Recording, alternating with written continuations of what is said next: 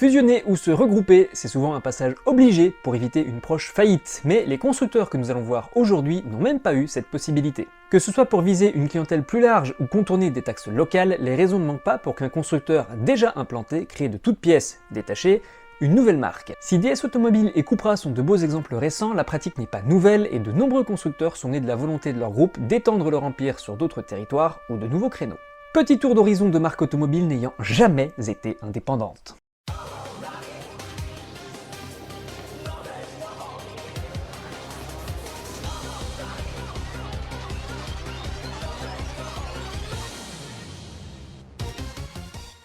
Yop les pilotes et bienvenue dans le paddock pour cette deuxième partie de notre gros dos marques et groupes, avec aujourd'hui, vous l'aurez compris, les marques liées de naissance à d'autres marques, les marques qui n'ont jamais été indépendantes. Il y aura quelques petites exceptions en fin de vidéo, quand même. Avant d'entrer dans le vif du sujet, et comme pour l'épisode 1, je rappelle que vous trouverez en description tous les timecodes concernant les différents constructeurs que nous allons voir aujourd'hui. Si vous souhaitez passer différentes parties de la vidéo ou à la regarder en plusieurs fois, pensez donc à lire la description, c'est important. Souvent critiqué par des utilisateurs dont la voiture utilise des éléments de ce constructeur, je vous propose de commencer avec la marque turinoise Fiat, qui est à l'origine de la naissance de plus de marques qu'on ne le pense sur le continent européen. Oui. Si de nos jours le sobriquet fainéant italien au travail colle à la peau de Fiat tellement la gamme en dehors de la Fiat 500 est devenue anémique, il fut un temps pendant lequel l'objectif numéro uno de Fiat c'était de s'étendre partout en Europe. Et quand je parle d'Europe, je ne parle pas de ce qui est devenu aujourd'hui l'Union Européenne, mais bien du continent européen tout entier. En effet, de la péninsule ibérique jusqu'à l'URSS de l'époque, il était possible d'acheter des Fiat, que ce soit directement au réseau Fiat, ou que ce soit via des marques locales créées par Fiat. C'est ainsi que, par exemple, dans les années 30, on pouvait acheter une Fiat 518 Ardita sous le nom de Simca Fiat Ardita pour les Français, et cette pratique sera poursuivie jusque les années 70 avec les 124, 125, 126, 127, 128. Fabriqués sous licence officielle par des marques telles que Simca, on l'a déjà cité, Seat, Polski Fiat ou encore Lada. Oui, Lada. Vous l'aurez compris, toutes ces marques furent à l'origine créées par Fiat, tantôt avec le soutien des États locaux, tantôt pour en contourner les taxes à l'importation. De ces 4 marques citées, une seule poursuit actuellement sa collaboration avec Fiat. Il s'agit de Polski Fiat, devenu Fiat Auto Poland entre-temps. Bien que privatisé en 1992, Fiat Auto Poland produit encore aujourd'hui la Fiat 500, ainsi que l'actuelle génération de Lancia Y. On rappelle que la nouvelle génération arrive et sera a priori fabriquée par Stellantis dans les usines Peugeot. Mais plus récemment, nous trouvons également sur les lignes d'assemblage de Fiat Auto Poland le Jeep Avenger dans sa configuration pour le marché européen. Lada de son côté est parti vers Renault jusqu'à faire partie de l'alliance Renault-Nissan-Mitsubishi jusqu'il y a récemment, étant ainsi groupé avec sa cousine roumaine Dacia sur laquelle on va revenir dans quelques minutes, et Renault a décidé de larguer gentiment Lada qui aujourd'hui appartient donc à Nami, on l'a vu dans la vidéo précédente qui apparaît ici au-dessus. Je vous invite à aller la voir si vous n'avez pas vu encore, parce que c'est important pour suivre cette vidéo, sinon vous allez être perdu, je vous le dis. Seat, de son côté, a rejoint le groupe Volkswagen AG en 1986 pour ne plus quitter le groupe allemand.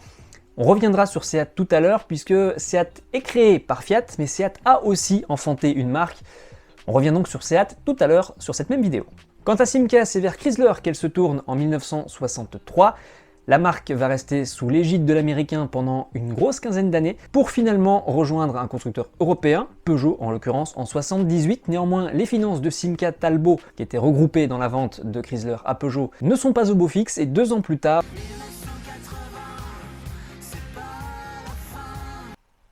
Ah bah si, en fait, pour Simca, c'est la fin. On parlait il y a quelques instants de Lada, la petite cousine roumaine Dacia est également très fortement liée à un constructeur européen, et je vous vois tous venir dans les commentaires, c'est Renault. Eh bah oui, c'est Renault, pour le coup, il n'y a pas de piège, c'est écrit Dacia Logan by Renault sur le cul des bagnoles. Nous remontons donc à 1966 pour ce qui est de la création de la marque Dacia, créée sous l'impulsion du gouvernement roumain avec l'aide d'un partenaire occidental qui sera choisi, la régie Renault. Les premiers modèles sortiront des chaînes Dacia en 1968, il s'agira des Dacia 1100, qui seront ni plus ni moins que des versions locales de la R8. Pardon, cette R8 si. Oui, quand même. L'année suivante, 1969, attention aux têtes à queue. Alors que Renault présente la Renault 12 au mondial de l'automobile, les installations de Dacia sont adaptées, elles seront appelées Dacia 1300, mais pour le coup pas de chichi, On reprend les calandres Renault, les enjoliveurs des Renault et on les balance comme ça. Cette Dacia 1300, vous l'avez probablement déjà vu quelque part si vous êtes un petit peu gamers sur les bords. Non, Dacia n'est pas dans Gran Turismo ou dans Forza, ce serait marrant quand même. Par contre, la marque roumaine est présente dans d'autres jeux, dont un certain PUBG sur la map initiale du jeu, Erangel. Eh bien, les berlines, souvent abandonnées dans des garages, sont des Dacia 1300. Et le plus marrant, c'est qu'ils se sont même pas fait chier à donner un nom bizarre, elle s'appelle littéralement Dacia dans les jeux, la voiture. S'il peut sembler bizarre que cette Dacia 1300 soit encore dans un jeu vidéo, il faut savoir que c'est relativement normal. En effet, la voiture a été produite à partir de 69 sur les chaînes roumaines, mais elle a été produite jusqu'en 2006. Autant dire que la Dacia 1300 pour les Roumains, c'est un peu comme la 2 chevaux ou la 4L en France, des voitures qui ont eu une durée de vie extrêmement longue. Tous les Roumains, je pense, ont des souvenirs liés à cette voiture. Statistique intéressante à propos de cette Dacia, la Dacia 1300 représentait 90% de la production totale de Dacia entre 1966, c'est la création de la marque, et 2006, le moment où elle a quitté les chaînes de production. C'est quand même impressionnant.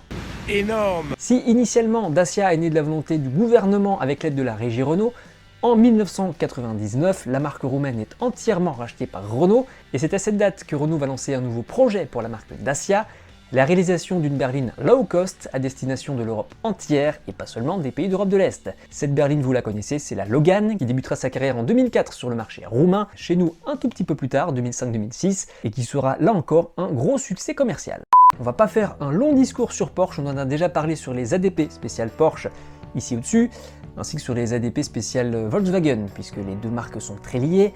En effet, initialement, Porsche, c'est un bureau d'ingénierie, les bureaux Porsche, fondés par Ferdinand Porsche, et c'est seulement lorsqu'un petit moustachu énervé, lui aussi d'origine autrichienne, va faire la demande d'une voiture populaire allemande, que Porsche va s'intéresser à l'automobile et développer la KDF, qui deviendra la Volkswagen, mieux connue chez nous sous le nom de Coccinelle. Et le fils de Ferdinand Porsche, Ferry Porsche, va très rapidement s'intéresser à l'automobile et va avoir envie de mettre des chevaux dans la coccinelle, créant ainsi la Porsche 356, puis tous les modèles qui ont suivi jusqu'à aujourd'hui. Les deux marques possèdent des parts de l'autre. On peut dire qu'elles sont donc liées par le contrat sacré du mariage jusqu'à ce que la mort les sépare, ou le divorce, mais vu comme c'est parti, ça a l'air d'être une alliance qui tient. Et l'on notera tout de même que ce micmac administratif pour que Volkswagen appartienne à Porsche, qui appartient à Volkswagen, qui appartient à Porsche, c'est le bordel. À mon avis, il n'y a pas qu'un seul comptable pour tout le monde, parce que sinon ça doit être un fameux bazar. Bref, restons chez Volkswagen AG pour revenir un instant sur Seat. On l'a vu en début de vidéo, c'est Fiat qui est à l'origine de la création de Seat. D'ailleurs, quand on regarde les logos d'un peu plus près, en tout cas les logos d'époque, on retrouve les 5 barrettes Fiat dans le logo Seat. Ça veut bien dire quelque chose. Seat qui est, comme Fiat, un acronyme qui signifie Sociedad Española de Automóviles de Turismo. En français, donc Société espagnole de voitures de tourisme, c'est plus facile à prononcer. Elle est née, comme d'autres, de la demande de l'État espagnol, qu'ils ont eu envie de s'associer à une grande marque, et là encore, Fiat, qui était désireux de s'étendre partout en Europe, se dit bon pourquoi pas, allez on se lance. Les modèles proposés par Seat initialement seront donc la plupart du temps des Fiat fabriqués sur place rebadgés Seat, les noms des modèles étant les mêmes, ils vont pas s'emmerder non plus, tant qu'à faire. Mais là où certains modèles de Fiat étaient seulement disponibles en version 2 ou 3 portes, Seat proposera des variantes à 4 ou 5 portes. Et c'est là que ça a été intéressant puisque ça a permis à Seat de vendre même jusqu'en Italie. Là encore, comme pour d'autres marques, il y a une période qui va être un peu difficile pour Seat, ça va être les années... D'autant que le gouvernement espagnol a forcé Seat à racheter Audi. Audi c'est quoi? C'est la branche espagnole de British Leyland, donc la branche espagnole de Mini à l'époque. Problème, lorsque le marché va mal et que tu rachètes tes concurrents parce qu'ils sont au bord de la faillite, tu risques d'aller mal aussi. Bah ouais, logique. Je vous le donne en mille, c'est ce qui s'est passé pour Seat. Problème, l'insynchronisation n'est pas bonne. En effet, le contrat initial entre le gouvernement espagnol, l'INI, et Fiat était étendu sur une durée de 30 ans, et les années 80 correspondent à la fin de ce contrat de 30 ans. Les calculs sont pas bons, Kevin. Et la fin du contrat prévoyait que Fiat reprenne seul le contrôle de Seat. Trop de personnel, et puis des investissements mal placés, British Leyland, il faut faire le tri, et à ce moment-là, Fiat sera d'accord de reprendre l'intégralité des parts de la marque et d'en prendre le contrôle complet. Le problème, c'est que le gouvernement n'est pas de cet avis, et ça bloque. Personnellement, je peux comprendre Fiat puisque la dette de Seat à la fin de ce contrat de 30 ans était de 20 milliards de pesetas. Combien? ça équivaudrait approximativement à 20 millions d'euros. C'est quand même une belle dette. Du coup, qu'est-ce qui se passe? Ben vous vous en doutez, il n'y a aucun terrain d'entente qui n'est trouvé entre Fiat et l'INI. Fiat autorise la marque espagnole à continuer la production sous licence de modèle Fiat, mais Fiat n'investit plus. Seat se rendant compte que ça sent pas trop bon, ils essaieront de produire des modèles de leur côté.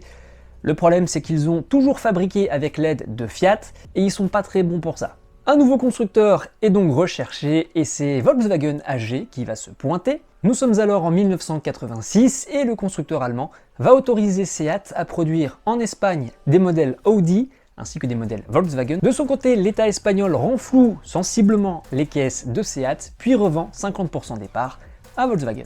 Progressivement, Volkswagen achètera de plus en plus de parts jusqu'à devenir majoritaire, voire même seul propriétaire de Seat. Néanmoins, l'histoire qui a bien relancé entre 86 et 2023 va prendre de nouveau du plomb dans l'aile l'année dernière. En effet, Volkswagen annonce que Seat va cesser de produire des voitures à partir de 2030. On y sera vite. La raison évoquée, la naissance d'une nouvelle marque, Cupra. Et ouais, je vous le disais, Seat a été enfanté par Fiat et enfante à son tour. Le miracle de la vie. Ah, comme c'est beau. Initialement, il s'agissait de la finition sportive des modèles Ibiza. Je vais aller à Ibiza Et Léon, des modèles qui visaient une clientèle jeune, s'intéressant au sport automobile, et puis surtout des modèles qui feront leur preuve en compétition avec le WTCC par exemple, puis le WTCR plus récemment, des voitures assez sympathiques visuellement et qui ont globalement une bonne image. On va profiter de ce succès en sport automobile pour lancer une gamme électrique avec un logo qui ferait pas tâche sur un PC MSI Gamer.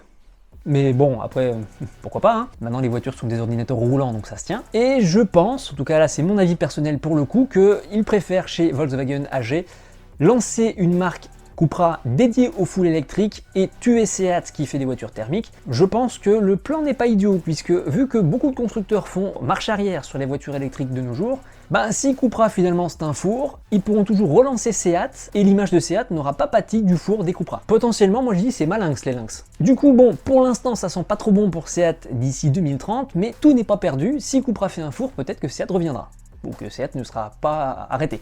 Dans le même esprit, on peut parler de Polestar. Le penchant sportif des Volvo il y a quelques années est aujourd'hui devenu une marque à part entière qui, comme Cupra, se lance principalement dans la gamme électrique. Il est à noter que Volvo par contre n'a pas annoncé l'arrêt de production de ses voitures. Et il est également à noter que Volvo fait des voitures électriques aussi. Mais bon, ça c'est un autre problème. Oh ça va, c'est pas si mal. Du côté de Polestar, on met la sécurité en avant. Bon, c'était déjà un peu le cas de Volvo, donc pour le coup on n'est pas trop choqué. Ce que je trouve quand même marrant, c'est que ces Polestar existent, en tout cas pour la Polestar 2, en version BST, qui signifie Beast, mais ils font ça pour la sécurité. Ah, je me sens tellement plus en sécurité avec 200 chevaux sous le pied droit. Ils ont une vision de la sécurité différente, les Suédois, je crois. Autre exemple dérivé d'une marque ancienne, plutôt d'un modèle ancien, synonyme de luxe à la française, DS Automobile, inspiré donc des Citroën DS19, 21, etc. Avec, pour le coup, là, des voitures qui ne sont pas sportives et qui ne sont pas encore toutes électriques, mais ça va venir. DS Automobile, donc, marque de Stellantis dédiée au luxe, à la française. Pas mal, non? C'est français. Chez PSA, on essaie depuis des années de concurrencer le premium allemand. Il va falloir du temps et de la patience, hein, donc Citroën et DS, là, avant de changer le design de vos caisses tous les 3 ans, du tout au tout, patience. On citera également une autre marque qui, dans les années 2000, est née dérivée d'un modèle d'une marque qui existait déjà. Chevrolet se sépare de Corvette pour l'exportation, les modèles américains restant Chevrolet Corvette, c'est des modèles de niche. Et vu les moteurs gigantesques dans ces voitures et les taxes qu'on se ramasse en Europe dans la plupart des pays, bah c'était voué à l'échec en fait, hein, ce projet, mais bon.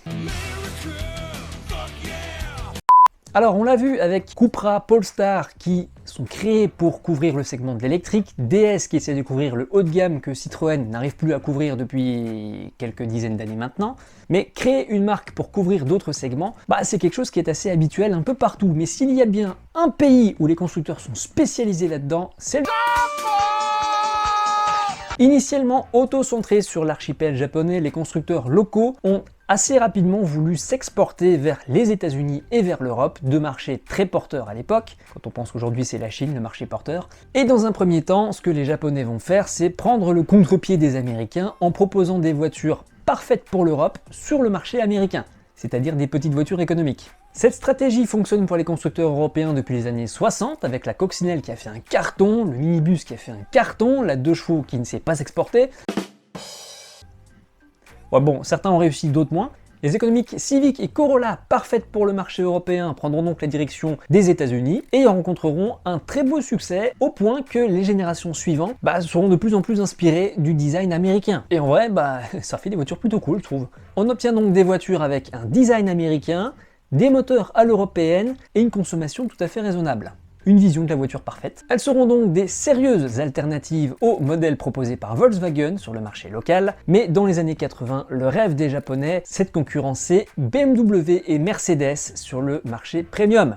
Et oui, déjà à l'époque. La problématique, qui est aujourd'hui celle des constructeurs français, était donc déjà bien présente à l'époque, et dans les années 80, 3 constructeurs japonais vont partir sur la même stratégie pour attaquer frontalement BMW, à savoir créer une marque premium de toutes pièces pour le marché américain. Le premier à dégainer son arme sera Soichiro Honda en 1986, qui créera la marque Acura. Acura, dont le logo est très proche de celui de Honda, va proposer dans un premier temps littéralement des Honda japonaises rebadgées Acura avec le volant à gauche. Pourquoi se faire chier? 3 ans plus tard, en 1989, Toyota prendra exactement le même tournant avec la création de Lexus, qui proposera une berline quand même spécifique à Lexus, avant de descendre progressivement en gamme en rebadgeant des Toyota initialement japonaises en mettant le volant à gauche. Pourquoi se faire chier? Également en 1989, Infiniti sera créé par Nissan avec des Nissan japonaises rebadgées Infiniti avec le volant à gauche. Et la Primera, qui pour le coup, elle existait déjà avec le volant à gauche en Europe. Aujourd'hui, ces 3 marques existent toujours, elles ont pris un semi-envol. Les plateformes et les mécaniques appartiennent toujours aux constructeurs parents, mais par contre, le design des véhicules commence tout doucement à prendre son envol avec des identités visuelles bien propres, et d'ailleurs aujourd'hui, Lexus est vendu au Japon, par exemple, ce qui n'était pas le cas au début. Néanmoins, il reste toujours quelques modèles chez ces marques qui sont littéralement des véhicules européens ou japonais rebadgés, genre la Acura NSX, qui est clairement une Honda NSX, hein. Pour le coup, il n'y a pas de doute. Vous pensez que c'est terminé? Non, c'est pas fini. En effet, viser plus haut, c'est bon pour l'image, mais viser plus bas, ça permet de vendre plus. Quand il y en a plus, il y en a encore. En 2003, Toyota va lancer la marque Scion. Scion qui en anglais signifie littéralement jeune branche ou jeune pousse. Effectivement, Scion était la jeune branche du groupe Toyota. La jeune pousse vise une clientèle plus jeune ou une clientèle qui a un peu moins de budget et va proposer pour le marché américain tout un tas de petites bagnoles au design audacieux, dirons-nous. Pour la plupart vendues chez Toyota au Japon, des véhicules de ville, des véhicules urbains, des Keiji Dosha, mais avec des moteurs un peu plus gros quand même, on est aux États-Unis d'Amérique, ainsi que tout de même la Scion FRS, qui est ni plus ni moins qu'une Toyota GT86 rebadgée. L'opération aura néanmoins un accueil moins chaleureux que Lexus. Il y a une communauté Scion qui existe aux États-Unis, qui a d'ailleurs été un peu triste en 2016 en apprenant l'arrêt de la marque. Partir d'une feuille blanche pour lancer une nouvelle filiale peut être un risque. On n'a aucune image et on ne sait pas du tout quel accueil va être donné à cette nouvelle marque. Mais alors pourquoi ne pas partir sur une marque qui existait, qui a disparu, mais qui a encore une bonne image? C'est la direction choisie par Nissan en 2013. Nissan, à cette époque, voit Renault avoir un très gros succès avec Dacia et Nissan veut son Dacia. Carlos Ghosn, le patron de l'époque, décide alors de relancer une marque mythique, Datsun. Oui, l'idée de cette renaissance, proposer une marque low cost pour aller sur le marché indien. Oui, c'est très précis, le marché indien. On vise rien d'autre. Et c'est peut-être ça le problème. Datsun est une marque qui a été fondée en 1913, qui a été rachetée par Nissan en 1933 et qui a été le porte-étendard du constructeur japonais en dehors du Japon. Les premières Nissan exportées en Europe et aux États-Unis étaient appelées Datsun. En 1983, Nissan veut unifier ses gammes. Toutes les Nissan partout dans le monde s'appelleront dorénavant Nissan. Si Datsun s'était principalement fait connaître avec des modèles sympas, un peu sportifs comme la 240Z, nous retrouvons ainsi dans la nouvelle gamme Datsun de 2013, des dérivés de la Nissan Micra, ainsi que des Lada rebadgés Nissan. Oui, on rappelle qu'en 2013, Lada fait encore partie de l'alliance, alors pourquoi se gêner? Dernier petit modèle de la gamme, la Datsun Ready Go, basé sur le Renault Kwid. Et le Renault Kwid, on le connaît aujourd'hui en France puisqu'il s'appelle Dacia Springs. Si chez nous, le modèle roumain est 100% électrique, sur le marché indien, il sera proposé avec 2 variantes de moteur, 800 cm3 et 1 litre, thermique donc. Néanmoins, comme pour Scion, la sauce ne prend pas, sûrement pas assez épicée pour les Indiens, ça devait manquer de curry. Et en 2022, Datsun cesse la production de ses modèles, les garages restent ouverts le temps de liquider les stocks, et puis... C'est ciao l'embarcation. Alors on a déjà vu plusieurs raisons de créer une nouvelle marque ou de relancer des marques disparues, mais il y en a encore une que nous n'avons pas vue. Oh, vu. Je l'avais pas vu. Est-ce que selon vous, c'est une bonne chose pour un constructeur d'avoir au sein d'un même showroom une petite voiture économique vraiment pas chère, une berline ultra haut de gamme, une voiture milieu de gamme bien équipée, telle qu'à peu près tout le monde la rêve, et des modèles de sport? C'est une question que se sont posés les constructeurs japonais, encore eux, dans les années 70 et 80. Et plusieurs d'entre eux sont arrivés à la même conclusion, c'est mieux de séparer les gammes, les modèles économiques dans certains showrooms, les modèles haut de gamme dans d'autres showrooms, les modèles sportifs dans d'autres showrooms, et ainsi, certains constructeurs se sont séparés en trois, de manière à mieux mettre en avant les qualités techniques ou économiques de chaque modèle de leur gamme. Ainsi, chez Honda, nous retrouverons Honda Primo, dédié aux modèles urbains, mais aussi aux véhicules agricoles et de jardinage. Ça veut dire que vous pouviez acheter dans votre garage Honda Primo une petite Keiji de chat et une tondeuse à gazon. Du coup, je comprends pourquoi il y avait une tondeuse robot sur le stand Honda juste à côté de la Civic au salon de l'auto en 2023. Nous retrouvions des concessions Honda Clio, c'est la raison pour laquelle la Renault s'appelle Lutetia au Japon et pas Renault Clio, qui sera dédiée à la gamme moyenne, et enfin Honda Verno qui proposera le haut de gamme et les modèles un peu plus sportifs de Honda. En 1989, Mazda prendra exactement la même direction de séparation en trois axes de son réseau, avec d'un côté Mazda Autozam pour les petites Keiji Dosha, la plupart du temps il s'agira de Suzuki habilement rebadgés et à peine déguisés, ainsi que des Lancia. Ouais, je sais pas pourquoi est-ce qu'ils vendaient des Lancia dans les concessions Mazda Autozam, mais vraisemblablement il doit y avoir un partenariat entre les deux marques à un moment donné. Nous retrouvions à côté Yonus qui proposait les hauts de gamme et les modèles fun, dont la MX-5 ENA, et enfin Hanfini qui proposait les modèles sportifs et haut de gamme, dont la RX-7 qui était le haut de gamme sportif de la marque à l'époque d'une certaine façon, ainsi que des Citroën XM Exantia. Là encore, je n'ai aucune fiche idée de qu'est-ce que Citroën foutait dans les concessionnaires Mazda. On notera que l'aventure des garages scindés en trois avec des réseaux qui vendent des produits qui n'ont rien à voir chez Mazda s'est arrêté en 1998 avec l'arrivée de la seconde génération de Mazda MX-5, alors que chez Honda, ils ont également cessé cette séparation des trois pouvoirs entre guillemets en fonction des gammes pour regrouper tout en une seule concession Honda où on pouvait acheter tout de la petite Keiji Dosha au gros monospace. Et je pense que c'est quand même plus facile comme ça. Un petit bonus pour terminer cette vidéo parce que vous avez été sages. On a déjà vu beaucoup de raisons de créer de nouvelles marques, mais il y en a une qui est juste incroyable, la bataille d'ego. Et vous allez voir que sur ce petit jeu de la bataille d'ego, il y a un mec qui à lui seul a créé un nombre de marques et un nombre de modèles. On va pas tous les aborder parce qu'il y en aurait sûrement beaucoup trop, mais on va venir sur certains d'entre eux. Enzo Ferrari.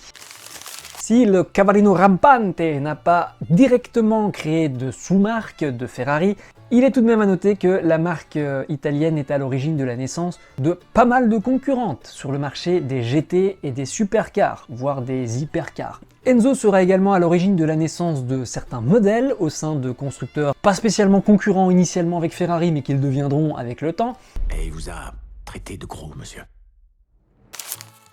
Les prises de bec d'Enzo, ça devait être quelque chose d'assez sympathique. À mon avis, à l'époque, il s'en fêtait pas. Pas le temps de niaiser. Cet homme était juste tellement têtu qu'il créait ses propres concurrents, par ego, et sans le vouloir. Bref, c'est Enzo Ferrari. L'une de ces batailles d'ego, bien, elle est racontée de façon un peu romancée, certes, dans le film Le Mans 66, ou Ford v Ferrari en VO. Si vous souhaitez en apprendre davantage sur la jeunesse de la Ford GT40, je ne peux que vous conseiller ce film.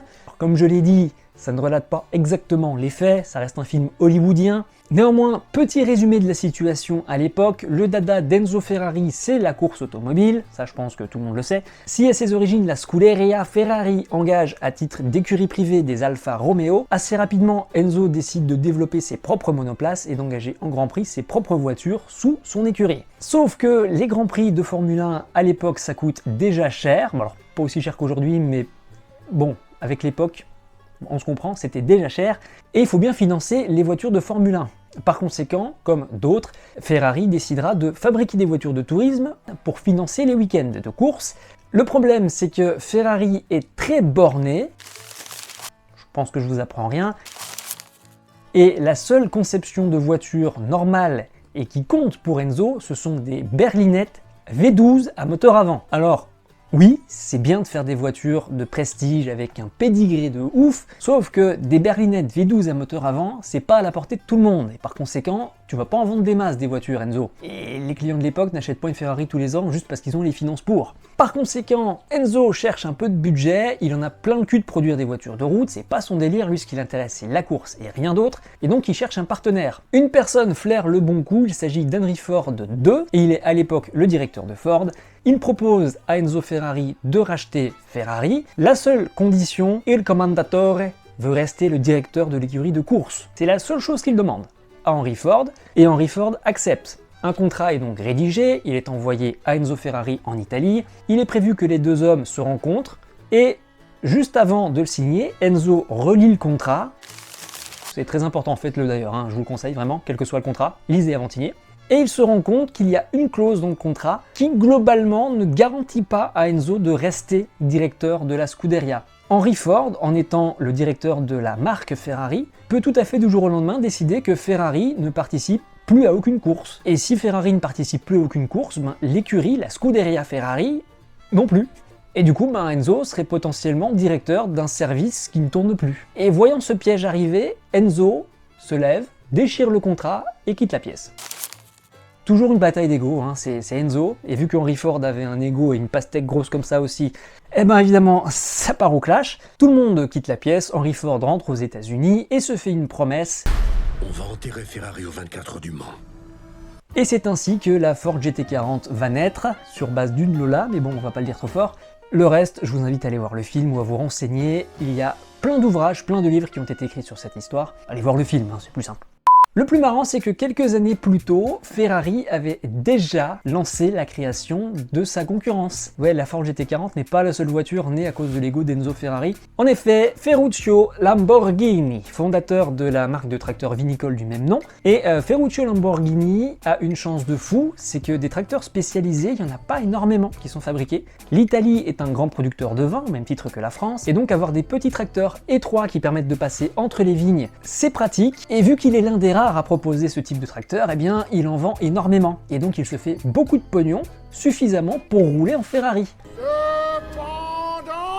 Les Ferrari des années 50 et 60, elles sont superbes. La fiabilité, techniquement ce sont des voitures de course sur lesquelles on adapte vite fait 2-3 réglages, on pose des plaques. Donc les Ferrari de Ferruccio Lamborghini sont très régulièrement en panne, et donc très régulièrement au garage. Oh merde! Oh c'est con ça! Au prix auquel il paye ses voitures, ça l'embête un peu, et il se décide un beau matin à le faire savoir à Enzo Ferrari.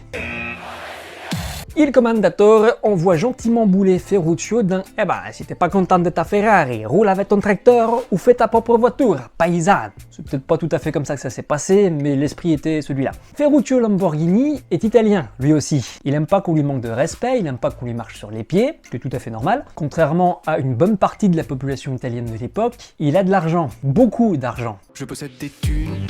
Et en plus, Ferruccio Lamborghini a un très gros coup de chance. C'est que les coups de tête et les engueulades d'Enzo, il y en a tout le temps. Et peu de temps avant cette discussion, Enzo s'est pris le bec avec des gars de chez lui, des ingénieurs, des mécaniciens, des gens qui travaillent sur les lignes de production. Et toutes ces personnes qui normalement travaillent pour Enzo Ferrari commencent à ne plus le supporter. Ferruccio Lamborghini leur propose un contrat de travail. Venez travailler chez moi, vous ferez la même chose que chez Enzo Ferrari, sauf que moi je vous engueulerai pas. Ça aide, Le plan est donc le suivant. Chacun continue de faire son travail comme chez Ferrari, mais pour le compte de Lamborghini, avec juste une petite différence, enfin deux. Ferruccio Lamborghini sera un peu moins désagréable avec ses hommes qu'Enzo Ferrari. Et le deuxième, faut faire une voiture fiable. Donc on prend un peu plus de temps pour la développer, mais on la développe bien. C'est ainsi qu'en 1963, Lamborghini présente la 350 GT, une voiture de grand tourisme au design particulier, mais qui sera tout de même la première Lamborghini du constructeur en tant que voiture, et puis surtout elle posera déjà des bases, on y trouve un 3,5 litres, Moteur V12. qui va évoluer au fil des ans. Mais là où Lamborghini va vraiment marquer le monde, c'est quelques années plus tard, avec la présentation de la Miura, une voiture de sport, stricte 2 places, avec un moteur placé en position centrale arrière. Et là encore, nous aurons droit à une petite boutade de la part d'Enzo Ferrari. « Eh Ferruccio, t'as placé la charrue avant les bœufs, tu fais des tracteurs toi, non ?» Ah, il avait tout compris Enzo, encore une fois. Néanmoins, la Miura est superbe, les performances sont plutôt bonnes, la tenue de route sera améliorée un peu plus tard, mais bon, Ben, on peut pas tout avoir du premier coup non plus, mais avec son style et ses performances de premier ordre, la Miura sera placée directement comme l'une des plus belles voitures de sa décennie et forcera Enzo à se rendre compte que parfois mettre la charrue avant les bœufs, c'est-à-dire mettre le moteur à l'arrière, bah ça fonctionne bien aussi. Quand on regarde les Ferrari d'aujourd'hui, ben toutes les petites berlinettes V8 elles ont le moteur dans le coffre, hein. Je dis ça, je dis rien, mais visionnaire ce Enzo, visionnaire, vraiment. Concernant le V12 de la 350 GT et de la Miura, il est à noter une très belle longévité de ce moulin puisqu'il a évolué tout au long des années et aujourd'hui dans l'espace moteur de l'Aventador, eh bien c'est toujours ce V12 qu'on retrouve. Alors il a pris de la cylindrée, il a pris de la puissance, il a pris de l'électronique aussi de tous les côtés, mais la base du moteur est toujours celle du tout premier V12 Lamborghini. Ah, il recycle, hein. Chez Lamborghini on produit durable et paf Greta. How dare you! Pour la semaine prochaine, je vous proposerai de nouveau un épisode des ADP, mais ce ne sera pas un épisode de ce gros dos. En effet, le salon de l'automobile de Bruxelles, le BAS, nouvelle génération du salon de l'auto, est présente ce week-end. Par conséquent, j'irai y faire un petit tour et je vous proposerai un petit montage avec les nouveautés, avec les voitures qui m'ont marqué. Je sais que ça va être une nouvelle formule du salon avec de la nouveauté. À savoir que ce n'est plus un salon automobile comme on a le Mondial de Paris par exemple où les constructeurs viennent montrer leur gamme. Il y aura encore quand même une part véhicule neuf, mais il y aura aussi une part véhicule d'occasion, il y aura une part véhicule tuning, peut-être des véhicules de film ou des choses comme ça. Je ne serais pas surpris de croiser Franck de Movie Car Central dans les allées par exemple avec un petit stand proposant quelques-unes de ses voitures. Donc je ne sais pas trop à quoi m'attendre avec ce nouveau salon de l'automobile. On va voir ce que ça donne. Je vous proposerai donc un épisode spécial salon des ADP la semaine prochaine. Et puis si vous souhaitez me croiser, sachez que je serai au salon ce jeudi avec des membres du MV Passion, donc si vous souhaitez venir nous dire un petit bonjour, n'hésitez pas, on se croisera peut-être dans les allées. Le gros dos ADP, marque et groupe reviendra pour la vidéo suivante, des anecdotes du paddock, avec un sujet qui me tient à cœur. Beaucoup de personnes se font piéger par ces petits subterfuges utilisés par les constructeurs. On se penchera en effet sur les constructeurs qui travaillent ensemble alors qu'ils sont dans des groupes concurrents, et vous allez le voir, ça arrive plus souvent qu'on ne le pense, parfois de façon discrète, parfois moins. Je pense que ça va être encore une partie assez intéressante de notre gros dos. Et puis si vous avez des sujets que vous voulez voir dans ce gros dos, n'hésitez pas à me le mettre en commentaire. Et puis peut-être que vous allez me donner des idées aussi, des épisodes supplémentaires auxquels j'aurais pas pensé. C'est un gros dos, c'est un peu un fourre-tout, mais on peut apprendre énormément de choses. Et puis si vous vous posez certaines questions sur le milieu de l'automobile, n'hésitez pas à les poser. J'ai pas toutes les réponses, mais si je peux vous répondre, je le ferai avec plaisir. C'est la fin de cette vidéo, merci à tous de m'avoir suivi, et d'ici le salon de l'auto, portez-vous bien. Ciao.